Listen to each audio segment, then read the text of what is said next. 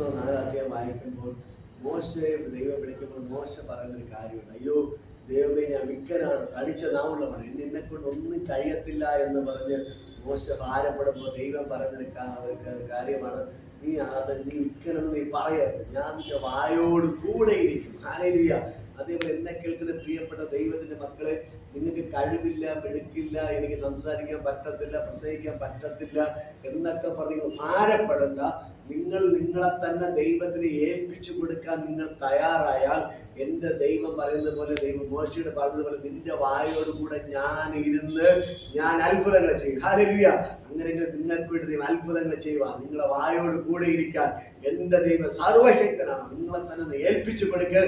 ഈ ദൈവം നിങ്ങളെ ശക്തമായിട്ട് ഉപയോഗിക്കും. മോശയെ ഉപയോഗിച്ചതുപോലെ, വിക്കനായ മോശയെ 40 ലക്ഷം പേരുടെ ലീഡറാക്കി മാറ്റിയതുപോലെ ദൈവം നിങ്ങളെ ശക്തമായിട്ട് ഉപയോഗിക്കാൻ പോവുകയാണ്. നിങ്ങളെ തന്നെ ദൈവത്തിന് ഏൽപ്പിച്ചു കൊടുക്കുക.